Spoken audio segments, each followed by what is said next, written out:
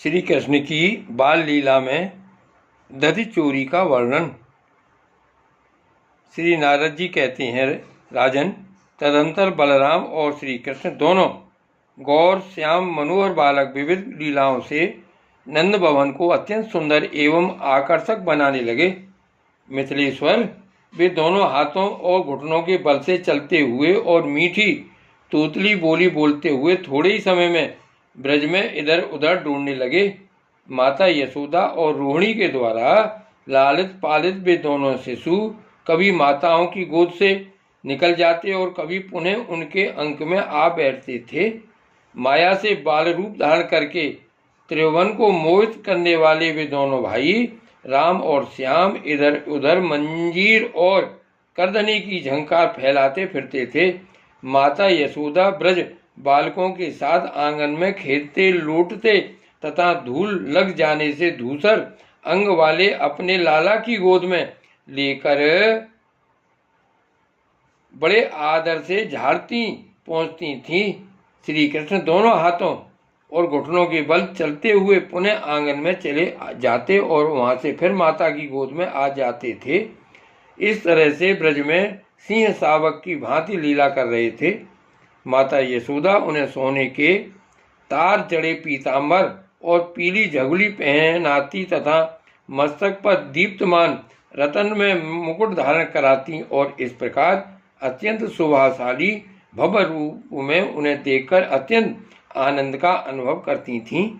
अत्यंत सुंदर बालोचित कीड़ा में तत्पर बाल मुकुंद का दर्शन करके गोपियां बड़ा सुख पाती थीं। वे सुख स्वरूपा गोपांगनाएं अपना घर छोड़कर नंदराज के गोष्ठ में आ जाती और वहां आकर वे सब की सब अपने घरों की सुध बुध भूल जाती थीं। राजन, नंदराय जी के गृह द्वार पर कृत्रिम सिंह की मूर्ति देखकर भयभीत की तरह जब श्री कृष्ण पीछे लौट पड़ते तब यशोदा जी अपने लाला को गोद में उठाकर घर के भीतर चली जाती थीं। उस समय गोपियां ब्रज में दया से द्रवित हृदय को यशोदा जी से इस प्रकार कहती थीं। श्री गोपांगनाएं कहने लगीं, सुबह तुम्हारा लाला खेलने के लिए बड़ी चपलता दिखाता है। इसकी बाल खेल अत्यंत मनोहर है। ऐसा न हो कि इसे किसी की नजर लग जाए। अतः तुम इस काक पक्षधारी दूध मुँहे बालक को आंगन से बाहर मत निकलने दिया करो। देखो ना, इसके ऊपर के 2 दांत ही पहले निकले हैं, जो मामा के लिए दोष कारक हैं। यशोदा जी, तुम्हारे इस बालक के भी कोई मामा नहीं है, इसलिए विघ्न निवारण के हेतु तुम्हें दान करना चाहिए। गौ, ब्राह्मण, देवता, साधु, महात्मा तथा वेदों की पूजा करनी चाहिए। श्री नारद जी कहते हैं, राजन, तब से यशोदा और रोहिणी जी पुत्रों के कल्याण कामना से प्रतिदिन वस्त्र, रतन तथा नूतन अन्न का दान करने लगीं। कुछ दिनों बाद सिंह शावक की भांति दिखने वाले राम और कृष्ण दोनों बालक कुछ बड़े होकर गोष्ठों में अपने पैरों के बल से चलने लगे। श्री दामा और सुबल आदि ब्रज बालक सखाओं के साथ यमुना जी के शुभ्र बालुका में तट पर कौतूहल पूर्वक लौटते हुए राम और श्याम नील सघन तमालों से घिरे और कदम कुंज की शोभा से विलसित कालिंदी तटवर्ती उपवन में विचरने लगे।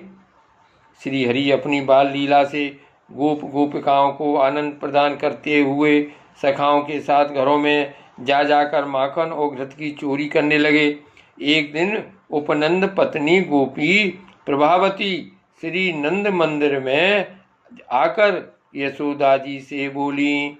प्रभावती ने कहा, यशोमत, हमारे और तुम्हारे घरों में जो माखन, घी, दूध, दही और तक्र है, उसमें ऐसा कोई बिलगाव नहीं है कि यह हमारा है और वह तुम्हारा। मेरे यहाँ तो तुम्हारे कृपा प्रसाद से ही सब कुछ हुआ है। मैं यह नहीं कहना चाहती कि तुम्हारे इस लाला ने कहीं चोरी सीखी है, माखन तो यह स्वयं ही चुराता फिरता है, परंतु तुम इसे ऐसा न करने के लिए कभी शिक्षा नहीं देती।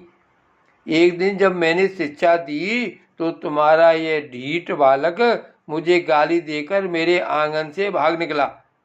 यशोदा जी, ब्रजराज का बेटा होकर यह चोरी करे, यह उचित नहीं है, किंतु मैंने तुम्हारे गौरव का ख्याल करके इसे कभी कुछ नहीं कहा है।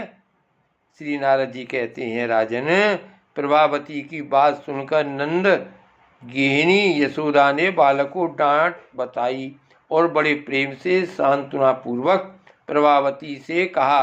श्री यशोदा बोली, बहन, मेरे घर में करोड़ों गाय हैं, इस घर की धरती सदा गौरस से भीगी रहती है। पता नहीं ये बालक क्यों तुम्हारे घर में दही चुराता है, यहाँ तो कभी ये सब चीज़ें चाव से खाता ही नहीं। प्रभावती, इसने जितना भी दही या माखन चुराया हो वह सब तुम मुझसे ले लो। तुम्हारे पुत्र और मेरे लाला में किंचन मात्र भी कोई भेद नहीं है। यदि तुम इसे माखन चुरा कर खाते और मुख में माखन लपेटे हुए पकड़कर मेरे पास ले आओगी तो मैं इसे अवश्य ताड़ न दूंगी, डांटूंगी और घर में बांध रखूंगी। श्री नारद जी कहते हैं, राजन, यशोदा जी की यह बात सुनकर गोपी प्रभावती प्रसन्नतापूर्वक अपने घर लौट आई। एक दिन श्री कृष्ण समवयस्क बालकों के साथ फिर दही चुराने के लिए उसके घर में गए। घर की दीवार के पास सटकर एक हाथ से दूसरे बालक का हाथ पकड़े धीरे धीरे घर में घुसे। ठीके पर रखा हुआ गौरस हाथ से पकड़ में नहीं आ सकता।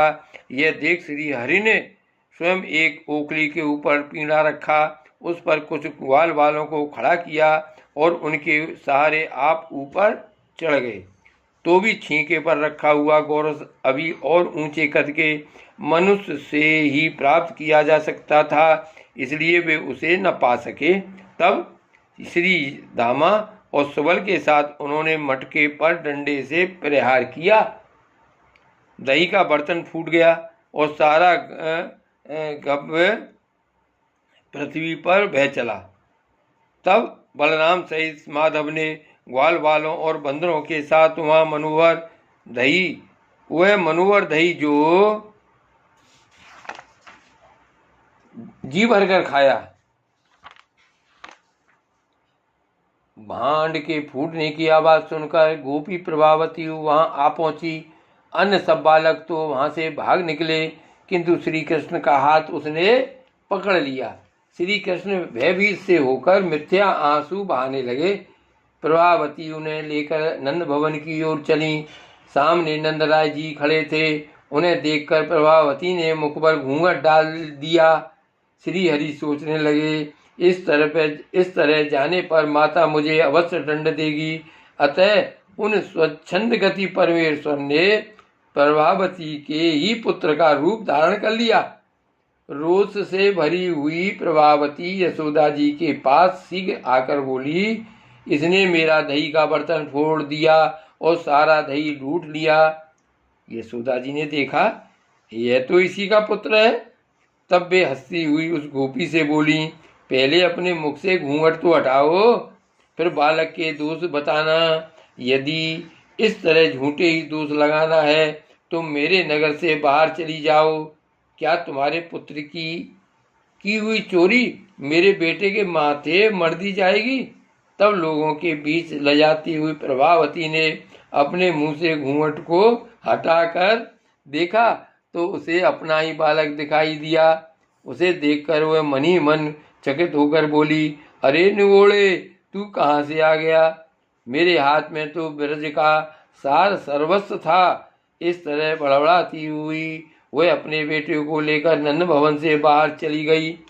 यशोदा, रोहिणी, नंद, बलराम तथा अन्य गोप और गोपांगनाएं हंसने लगी और बोली, अहो, ब्रज में तो बड़ा भारी अन्याय दिखाई देने लगा है।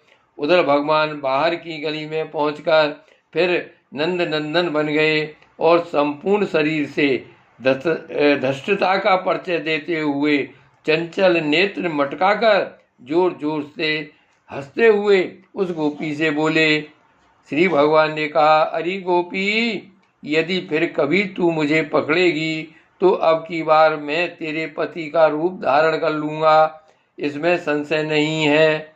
श्री नारद जी कहते हैं, राजन, यह सुनकर वह गोपी आश्चर्य से चकित हो अपने घर चली गई। उस दिन से सब घरों की गोपियां लाज के मारे श्री हरि का हाथ नहीं पकड़ती थीं। श्री कृष्ण कन्हैया लाल की जय।